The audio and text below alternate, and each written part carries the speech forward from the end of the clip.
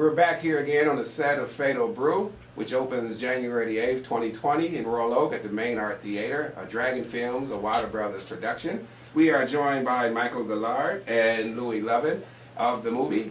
Good afternoon, gentlemen. How you doing? So just as a rundown to, I guess, people who want to come out and see the film, give us an idea of your character, starting with you, Michael. Well, my character's name is Reno Venucci. I play not Ray Romano, but Romano's bad guy, who is a henchman, hitman, doesn't care who he kills, when he kills, or how he kills. You know, Romano tells me what to do, and Lewie and I do it. So you're obviously the bad guy. Was this, I guess, I ain't gonna say playing against character, but how was it in playing this type of character? I'm assuming you're not that type of bad guy person. On occasion. We can't afford any witnesses. We're bigger than Pepsi. We can't afford this reputation. It'll get in the newspapers tomorrow. You gotta find that guy before the video gets into the basement. Let's hear it. Everybody agreeing? We're gonna get him tonight? Is this it? Yes, boss. Tonight? Yes, we are. He's got to be dead. We can't have any witnesses. You let him go.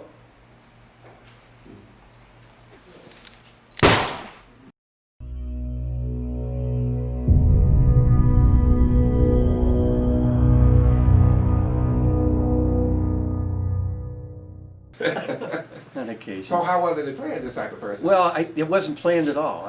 The truth of the matter is, Canzano and I belong to the Italian-American Chamber of Commerce. Okay. And I became buddies.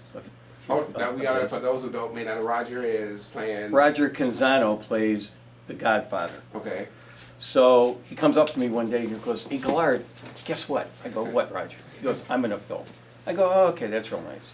So we meet like once a month, give or take. So the next month, we have another meeting. He comes up to me and goes, "Hey, Gagleard, you're not going to believe it, but I played like the main guy in the movie. I'm the Godfather." I go, "Oh, that's really nice." I go, "You know what? You're a jerk." He goes, "What?" I said, "You heard me. You're a jerk." It's not exactly what I said, but it's close. So he says, "Well, what did I do to deserve that?" I go, "Well, am I in the movie?" He goes, "No." He says, "You want to be?" I said, "Sure." He goes, "You know you're not going to get paid." I said, "I don't care." He goes, "I'll get back to you." So he calls me 2 weeks later, and he says, "Okay, you're in the film. You're going to be my main bodyguard hitman." I said, "Okay, perfect." There you go. What preparation? None. Did you have any acting background for this? Kind of. And I'll tell you that a couple years ago, I was approached by an Italian director to do a movie in Italy. And we didn't do a movie, we wound up doing an extended trailer. And it's a movie that relates to the legal profession and whatnot. And so by profession, you are a lawyer in real life. That's what I do. I'm a civil litigator. That's all I do. Okay. So I had written a bunch of stuff, and I gave it to the director. And I said, "Okay, do you want to do this?" He goes, "Yeah, I want to do this." I said, "Okay." So I took 2 different trips to Italy. We filmed a whole bunch of footage over in Italy. The film never went anywhere, by the way, but be that as it may. So I played the judge, a judge. Okay. And it was a fun experience. Italy was a great place. So do I have acting experience? Not really. But given what I do, I'm in front of a jury a lot, and I'm in front of a judge a lot, and I'm cross-examining doctors and all that sort of stuff. So it's okay. It was a natural progression then. Kind of, yeah. Okay. So Lewie, with you, your character is? I play the character Chato. I am one of Romano's main bodyguards, side by side with Mike here. I actually did not start out as the main bodyguard. I came in, I auditioned for the workout scene for the movie, and was approached by Tom at the end and asking if I wanted to step my role up as to the bodyguard. And of course, who's going to say no? And that's how that happened.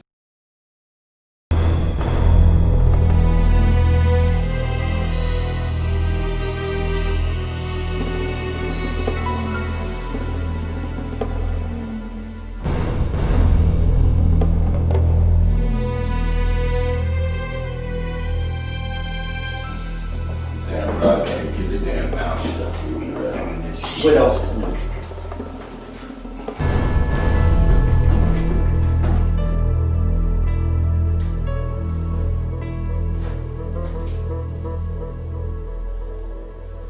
No, now speaking of that, Tom approached you, so it was something he saw in your performance or something that, what stood out that you think that brought him to your attention? To be honest, I'm not sure. I don't know if it was just my dedication of listening and following direction from him. Okay. Just gave me that opportunity. So you stepped up to it, and how do you feel in that sense of stepping up? I felt very comfortable in doing it. I have a little bit of background in acting, so I was ready for the promotion, if you will, as into one of the main bodyguards. Okay. And I just felt very comfortable. It was a role that came pretty easy to me. There wasn't any words really. Much like some of the other bodyguards, we were mostly saying yes boss or stuff like that, so we didn't really have too much to say. We just followed orders and did what we were supposed to do. Was it a lot of, what you and Michael, was it a lot of physical activity? I saw some footage, I believe, with you in the shades and a gun, but was it a lot of physical activity, like you're actually fighting or doing, you know? No, we did just Just the a lot killing. of shooting. A lot of shooting. We kill A people. lot of shooting. Okay. So was it something, again, as I asked Michael, was it something when you did it, Louis, was it something you had to say, okay, I gotta go into a certain mindset to get this character just right, or how was it in playing the bad guy who was doing so much killing? I did have to get myself into that mindset a little bit, so I watched, a lot of mafia movies just to get that scowl on my face, so I looked mean and angry and put the fear of God into people. Maybe Scarface? Yeah. You like Scarface? So overall, with the experience of working in this production, I mean, what was it like? It was an amazing production. A lot of good people working on set. Tom was amazing with his stunt camps and choreographing what he wanted from us, and overall it was a great experience. A lot different from other sets that I had been on. So you've done other projects? I worked on three other projects prior to this one. Okay, so some experience. That is great. So one of the things, Michael, did you go through the stunt camp as well? Nope. Oh, so okay. Oh wow. Because when I went through it and all of that, I thought I had two left feet with some of the things he was saying, and again, the patience shown in how to walk properly with a gun and doing things like that. Did you have roles in which, or a part in the movie, I should say, that you had to walk and conventionally, like, pull the gun out or run with the gun or anything like that? Well, I was in the Army. Okay. I did that, although I was in the reserves, but I spent about 4.5 months in active duty during the height of the Vietnam War. So we were out in Fort Ord, California. We trained with the real stuff, hand grenades and M50 machine guns, M60 machine guns, and yeah, it was pretty crazy. So this was something, again. It was well, not a big stretch. Yeah, well, let me tell you, I never handled a gun as a kid, ever. First time I ever handled a weapon, if I ever called it a gun in the Army, that was it. It was, get down and give me 50. But I never handled a weapon before, period, when I was in the Army. And they put us on the firing range of the 40, when we were shooting the 45s, and I didn't realize that you had to handle the thing with two hands. So I'm out there with the 45 like this.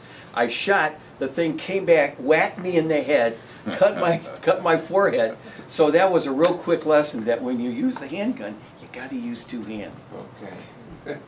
So Louis, with you and the stunts as needed and physical activity and all of that, was there a similar background or similar type of working experience? Well, growing up, my father was into guns, so I had training prior to this with handling guns through my father, always being at a shooting range with my dad when I was a kid, so I knew how to handle a weapon and to walk with a weapon. So on the film, we would see a very convincing portrayal of the bad guy with you two. I would hope so. Okay, all right, great. Now, now is something of this type of character something you want to continue playing, or you see yourself stretching out? What would be the ideal character? You start with you, Louis.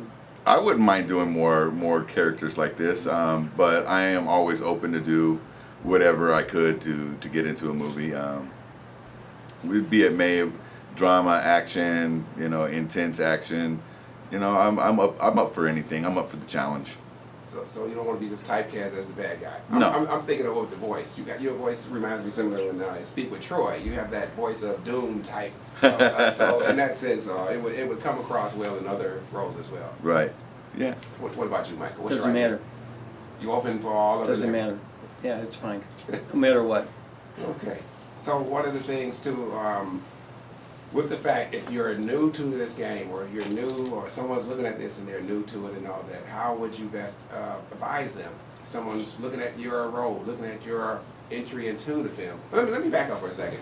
By the way, because a lot of us came to Tom and Dragon Films in a different way and different approach, what was it like in meeting a production company and getting with someone who was making a local, independent produced film? Well, I wouldn't know the difference between local versus national versus, you know, big time versus small time, whatever the case may be. So it really didn't matter to me. I mean, everybody is the same. Everybody is nice. You treat everybody well. You get along with people. You converse with people. You don't walk in with an attitude. You do what you need to do. If you don't like something, you keep your mouth shut. And if you do like something, you say something. And you're just nice to everybody. And you know, and that's the end of it. And you're comfortable with everybody, and you interact with everybody, and you have fun, and you do what you need to do. And there's no real magic to it, to be honest. Well, the auditioning process of coming across and saying, I want to do for this role, was it any, I guess, type of way you prepared for it? No, or what to look for? none. As a matter of fact, I would show up, and they'd say, okay, the scene is this. I said, okay, fine. Now, is there something you want me to do? Yeah. Do this, say this, don't say this, whatever. So a couple of the scenes, and I'm not going to spill the beans yet, but a couple of the scenes, we were in a dungeon, literally a dungeon, and I had shot this woman twice. And anyway, so I asked Tom, I go, now look, there's nothing in the script that I'm supposed to say, but can I say whatever I feel like? He goes, well, yeah. I said, you're sure? Because you know that I'm politically incorrect and you have no idea what's going to come out of my mouth. He goes, yeah, okay. Well, there were two different scenes where I got to say whatever I wanted to say. And let me just say this, that it was completely politically incorrect. I was wrong in what I said, but I didn't care. And it was just fun. And to Tom's credit, he goes, great, I'm going to keep him in the movie. Okay. It's okay. So we'll see. Okay. You, Louie. Working on this production and working with Tom Henry and the Wada team, it was a much different experience. It was a smaller production team, and you could see the dedication from these guys and how much they really wanted this film to work, and the time they were putting into it was very valuable. So being a part of that experience was tremendous. I loved it, even though, again, I've said it repeatedly, I don't see where they got the nerve and the persistence and the fortitude to do it. I would have just threw my hands up and say, I can't handle it. But Tom, to his credit, made it from beginning to end, and it will be work. And also, you're into the entertainment industry somewhat in radio. Correct. And what do you do? And give a plug out to your station. I'm a promotions assistant for 94.7 WCSX, Detroit's classic rock station. Okay. So, because when you told me, I kept saying, The Voice, you got to be on the air. Are you trying to, at one point, be a DJ? I am one day hoping to be a DJ and on-air talent. I am a recent graduate of Specs Howard's School of Broadcast Arts. Okay. So I'm currently paying my dues, and hopefully one day I get there. You know, persistence is key, and I'm very persistent. And let's let Specs Howard know you're putting the training to good use here on Dragon Films. So, gentlemen, thank you both for coming out. Again, the movie opens January the 8th, 2020, Main Art Theater, Royal Oak. Fatal BREW, Dragon Film, and a Wada Brothers production. Thank you both for being here. Thanks for your time.